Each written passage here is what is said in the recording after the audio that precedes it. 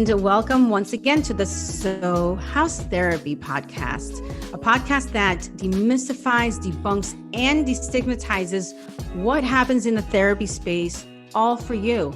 I'm your host, Karen Conlon, and in today's episode, my guest and colleague, Danielle DiCamillo, a licensed clinical social worker, is here. And we are going to be talking all about trauma and anxiety and how these two impact the body and mind. Because guess what, folks? We cannot separate the two. If we are experiencing trauma and anxiety, they do impact the body and mind.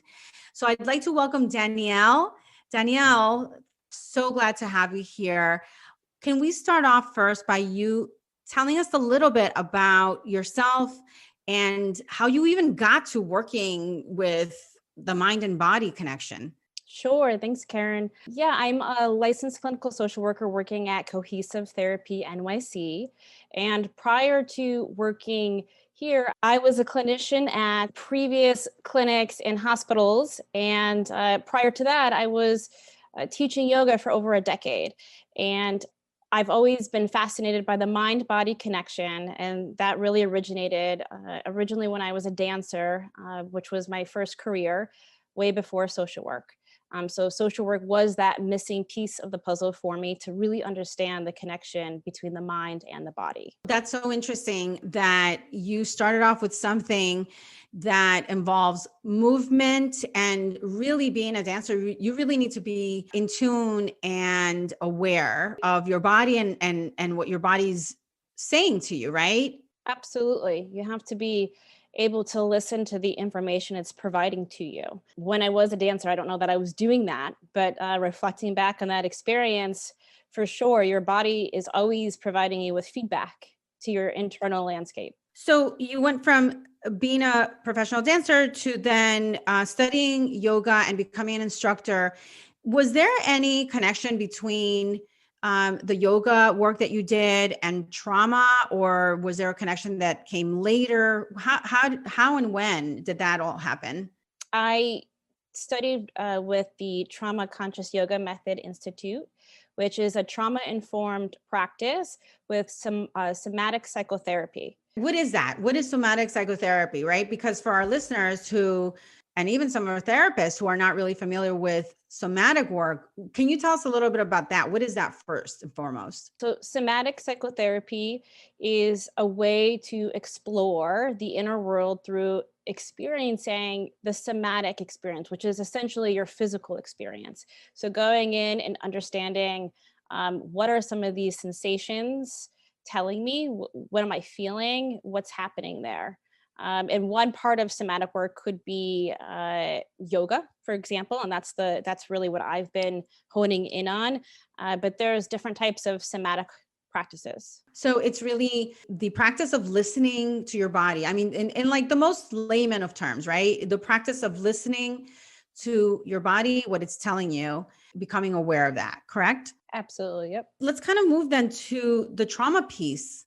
How is becoming aware of your body helpful? And I know that that's kind of a really big question and loaded, I mean, because there's so many answers, but it's kind of generally speaking, why is it important for us to be aware of our body signals? I think first off, science has revealed that trauma is first stored in the body. So that's as an implicit memory, and I think that that's one of the most valuable pieces of information that I want to share with everyone today.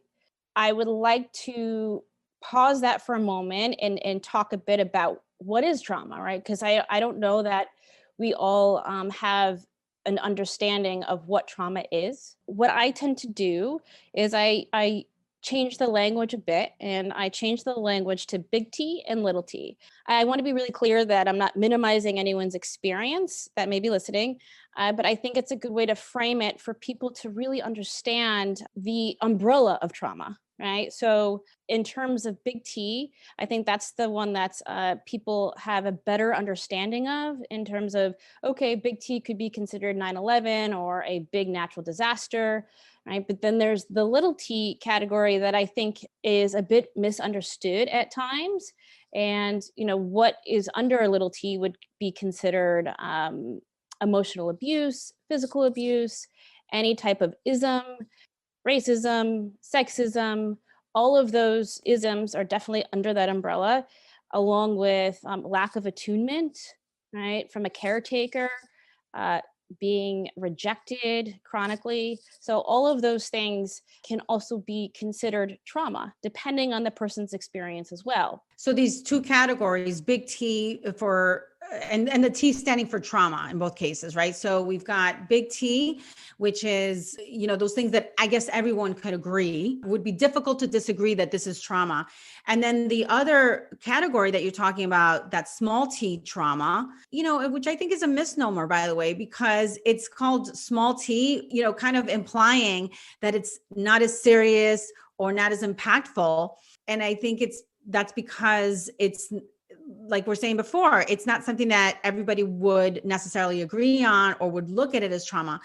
But is the small T, or can small T type of trauma, those types of traumatic experiences that are not so obvious, that are sometimes even invisible, can those be as impactful to the mind and body as the big T trauma? Absolutely. They can fire off the same signals to the mind body that they're in danger, right? Or there's something is being alarmed. So absolutely. Okay, I want to kind of go back to a word that you mentioned earlier, because I think we're kind of onto something here with this big T, small t, and how the body stores things. You mentioned implicit memory before. I know that we often talk about in the therapy space as therapists about implicit memory versus explicit memory. But for, the non-therapists out there, can you give a little explanation about what implicit memory is versus explicit memory? Sure.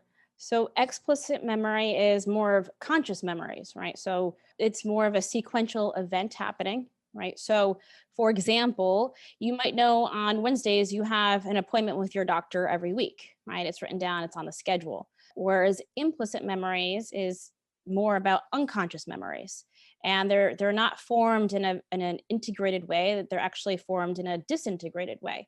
And an example of that would be, and I love this example because I think it's the most relatable, is somebody riding a bike, right? So you might not ride a bike for 5 years, but you get back on that bike and it feels familiar. There's something about the experience that resonates and it feels super familiar.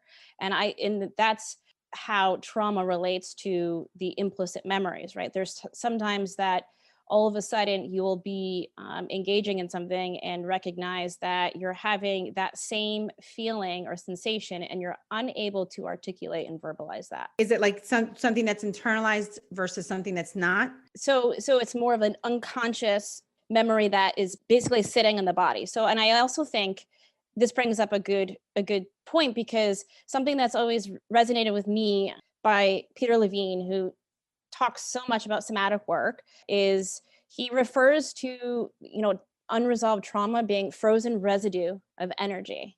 And I think that correlates directly to implicit memory of the body, right? So there's something about the experience that feels immobilizing in the body, in the limbs, that needs to be released. I love that statement by Peter Levine, because when you talk about frozen residue of energy and you think about some of the consequences of trauma, we oftentimes see people going into fight or flight responses. We also see people going the opposite direction and have a freeze or a numbing response. And a lot of times when people are experiencing trauma, there are physical manifestations of it, which also include, a real lack of energy. Oh, absolutely. There's definitely physical impacts that happen when encountering trauma that can be long lasting. Some of them are feeling super fatigued, also could be having flashbacks, the tightness in the chest, the rapid heartbeat, shortness of breath. All of those things are things that can happen when you're experiencing trauma. And on that note, also anxiety in general. So I just wanted to also add that in. And then there are also psychological impacts that happen, right? So some of them are the intrusive flashbacks, the not being able to recall an event, the negative cognitions, feeling hopeless, this also sense of being hyper alert. Again, just kind of thinking about folks who might be listening who are not familiar with these terms, intrusive thoughts and negative cognitions. What do those look like? Can you give us some examples of those? Sure. So intrusive thoughts might be thoughts or flashbacks related to the experience, the original experience. And negative cognitions are could be related to the self, like self-blame or low mood, feeling hopeless. They're thoughts, right? These cognitions are thoughts that are either floating around all the time or maybe driving that person's bus and they're not aware of it, like feeling low self-worth or feeling unworthiness or hopeless or helpless. Yeah. We have feelings and we also have thoughts. And while those are two different things, a lot of times they feel like they're interchangeable. But at the end of the day, when we are talking about some of the psychological impacts of trauma in regards to thoughts, the important thing is to know that sometimes we're aware of them and sometimes we are not aware of them. And not being aware of them is one of the things that makes it more difficult to understand what's actually happening to us sometimes, right? Yeah. Also, in terms of the brain and implicit memory and explicit memory, we talked about that. But in terms of the brain is always trying to help us in one way or another. It's always trying to protect us. But sometimes in trying to protect us, it may go on overdrive as we experience an overload of anxiety. On the contrary, sometimes it just numbs us and just makes us fall flat emotionally, psychologically, physically. So glad that you're tuning in. This is just a quick reminder that this podcast is intended for informational purposes only and does not replace treatment by a licensed professional. Ready to hear more? Here you go. Do you want to talk a little bit about those parts of the brain? Because I think this is so fascinating. I think people really need to understand and know a little bit more about these main parts of the brain and how they impact everything with our everyday lives and our functioning. Yeah, so there's the brain stem, which is the oldest part of the brain. It's located in the back of the brain. And there's also the limbic part of the brain that's responsible for detecting threat or alarming the body that something's wrong. And then there's the cortex, which is in the front of the brain. It's the thinking part of the brain, which we're all used to using, thinking a lot. So the brain stem, again, is at the back of the brain, and that connects to the vagus nerve, which runs all the way down through the intestines, through the throat, into the abdomen. And it connects all of these physical organs that we need to breathe, to digest. Major functions. So this limbic part of the brain, basically when there's threat, when there's something that is like dangerous, a signal comes from that part of the brain down to the rest of the body. Exactly. And it signals to the body that something's wrong, right? It's, again, going back to that implicit memory in the body, something's going on. What we try to do in terms of helping to regulate that experience is to help you feel more at rest and digest and ease. Let's say we've got an implicit memory. When I was 5 years old, I got bitten by a dog. That becomes now what? Is that an implicit memory or an explicit memory? Implicit memory. Okay, because it's internalized now, right? Mm-hmm. Okay, so now I have this memory of me having gotten bitten by a dog when I was 5 years old. As time goes by, I continue to develop this fear around that trauma that happened with the dog when I was 5 years old, to the point that, I can see a cute little Maltese 3-pound stuffed animal looking thingy. And all I can think about is the threat, right? That's all that my body can respond to is the threat. Why? Because I have this implicit memory of a dog biting me, and my limbic part of my brain, which is my alarm system, that's the one that takes over. It kind of hijacks my brain and sends signals down to my body. What happens when these high alert signals happen in my body? What am I expected to feel? It depends. For some people, it is this feeling immobilized, it can feel just freezing. It could be, I can't breathe. For some people, you're feeling like your digestion is off, tightness in the chest, even, dryness in the throat. Can you tell us a little bit more about what happens with the GI, with the digestion piece, when our brains are going into overdrive or there's an implicit memory that triggers high alert signals? Basically, what happens is, again, going back to the vagus nerve, it basically activates going into overdrive, which for some people that can be experiencing the digestion challenges. And for them, that could look like different things, right? It could be IBS related. It could be, it just depends on the individual. And what about the rest of the body? Are there any other physiological changes that are going on as well when we have high alert signals? It depends for the person, but sometimes you can, even having some type of insomnia or hyper alertness, and that might, so hyper alertness is like almost like this restlessness that could be happening through the body.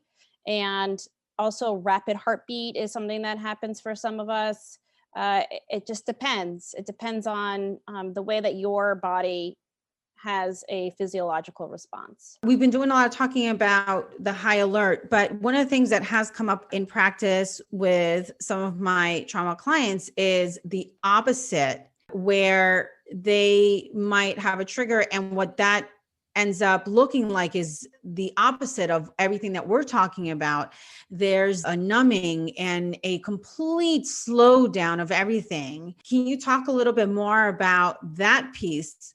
Because that's the piece that a lot of people don't actually talk about when it comes to trauma and the body's trauma response. My first thought is shutdown, right? So you're, instead of being on overdrive, you're completely shut down at that point. I also like to explain it as, and I think you use this word too, Karen, this numbing, being frozen, immobilized, and just being completely shut down, having no access to the bodily sensations, what's happening, and let's go a step further, not even understanding your emotions either. And that's a big one, because not understanding your emotions, not understanding what's happening can actually result, and we see this so much in trauma survivors, but this can result in feelings of shame. And this particularly in cases of sexual assault, sexual abuse, where sometimes the body reacts by not fighting, just freezing. And then there's this immense amount of shame that is carried along by the survivor, because there's this constant thought about, why didn't I do something? Why didn't I fight back? Why is it important for people to understand that fighting back may not have been an option? Why that their body's reacting that way for a reason? Their body, because it's important for people to understand that at that time, their coping mechanism was to shut down, and that's what protected them. I think oftentimes we talk a lot about trauma in terms of PTSD. Even when we talk about PTSD, normally those are very obvious symptoms and manifestations, and people can identify them. And even people who are not therapists might say, oh, you look like you might have some PTSD around that. There's not a lot of understanding about people freezing up. There's not a lot of understanding about people not doing anything, almost shrinking when something happens. This is an important piece of understanding trauma, because even if you are not a therapist or a mental health professional, if you are experiencing someone in your life who is kind of showing up that way sometimes, I'm not saying that they necessarily have trauma in their lives, but it's an important thing to remember, is that sometimes the body copes with stressful situations by responding in a freeze or numbing way. I'd love to be able to turn our conversation now towards looking at some practices that people can walk away with. I'd love for you to give us some tools or strategies that people might be able to start to use and implement, just kind of easy to go to tools? The first tool that comes to mind is breathing, conscious breathing, to really allow us to become present in that moment. It's really important. So, and also to recognize what's happening in the breath is a really important part as well, because sometimes when we are stuck in this fight or flight response, the breath can be reversed. So it's important to check in with, how am I breathing? What does that look like? What's happening in the body? So that's one tool that I think is very helpful and very beneficial. And it's a practice. It's not something that you do once and it just cures everything, right? It's something that the longer that you do it and the more that you're able to do it, you are helping to signal to the body that you're safe. Yeah. And diaphragmatic breathing is one of my favorite ones to teach people. Breathing in general, I find to be a great tool. I'm so glad you brought it up, because it's discreet. It takes practice. It's not always so easy. I find that sometimes people, let's say if they have a background in I don't know, singing, they find it easier, for example, to learn diaphragmatic breathing because they have to do it anyway for what they do. It basically tells the body, when you're doing it purposefully and conscientiously, like you're saying, it signals the body. It's a way of you kind of taking control and being able to use this as a tool to tell your body that everything is okay, that there is no actual danger, and that you can slow things down. But diaphragmatic breathing is just one type of breathing. Can you tell us about maybe one or two other types of breathing? Some other breathing practices, I refer to them as pranayama practices. They are alternate nostril breathing, which is... How do you do that? Let's practice. I want to alternate nostril breathe right now. Get yourself nice and oriented. Feel your feet on the floor, ground. And if you like, close the eyes or steady your gaze, whatever you feel is best for you. And then today we'll do alternate nostril breathings actually with our thumbs out. So the rest of your fingers can go in. We should hold our hands like if you're doing a thumbs up, like if you're giving somebody a thumbs up, right? Yep, thumbs up. From there, you're going to seal your right nostril off or close it off with your right thumb. And then you're going to exhale out of your left nostril. Inhale in through your left nostril. Close your left nostril off, and then exhale out of your right nostril as you release your thumb. And again, inhale in through your right nostril. Close off your right nostril. Exhale out of your left nostril. And so as you do this more and more, you do feel your body kind of come down. How many times and at what pace would you recommend that people do this? So like a set of what, 2 or 3? We did a set of 2, but... So doing the left and the right side is one full cycle. I would probably do at least 10 cycles. The other part that I think is also helpful in sharing, it's also helpful for the brain in terms of helping your thoughts become more cohesive when you're practicing this breath practice. So we've got diaphragmatic breathing. We've got, and you call it left and right, or right and left, does it matter? No, it doesn't matter. So I call it alternate nostril breathing. Okay, alternate nostril breathing. What about other types of tools? We've done a couple of breathing techniques. What about other types of tools if we're not looking, or we're not in a place where we can actually do breathing techniques? Maybe our body is too hyper or too highly triggered to do any type of these breathing exercises. Although I know that there are breathing exercises that you can do when your body is highly triggered, but is there another different type of tool that we can provide to people to implement? Sure. Yeah. So another tool would be grounding, right? And this is something you can do anywhere. You can do this anywhere. You can do this sitting in your chair. You can do this standing. You can do this while other people are around. Is rooting your feet down, returning back to the present moment, allowing yourself to be present, whatever that means for you. And, in terms of grounding and just getting yourself back to the present moment. One of the things that I would like to add to that is an exercise that I've done also with clients, which is quite helpful, I think, too, involves this, what you're just saying, just having yourself or having people focus on their hand, perhaps, right? Just focus on the hand, notice the fingers, just allowing yourself to get grounded and focusing on a particular object. In this case, I use the hand because it's right there on your lap. It's usually not an object that is triggering. It's just your own hand.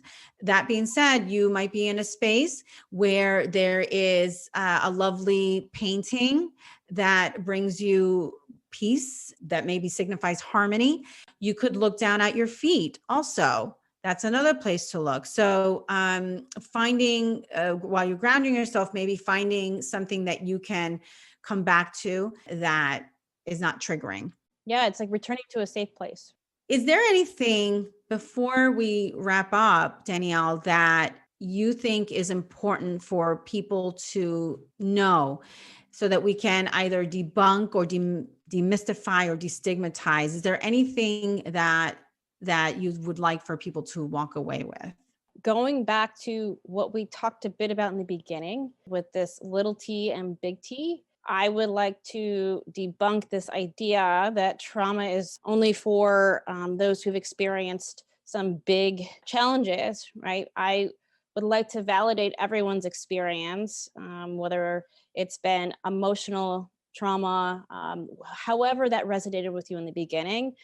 Because I think with acknowledging that, there's this therapeutic outcome that could feel really empowering.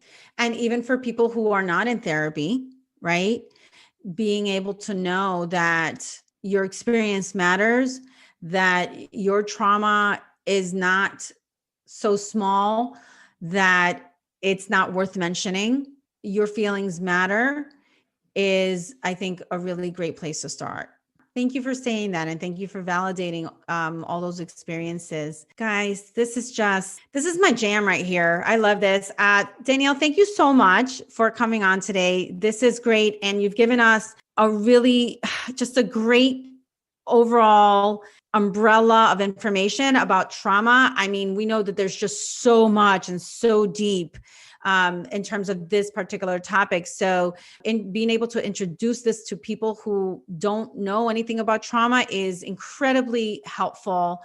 If you want to know more about our practice or this podcast or Danielle DiCamillo, please be sure to head over to Cohesive Therapy NYC, or if you'd like to check out our show notes and find resources and links and get in touch, you can head over to cohesivetherapynyc.com/podcast. Thank you once again for being here, and I look forward to seeing you again when I ask, so how's therapy?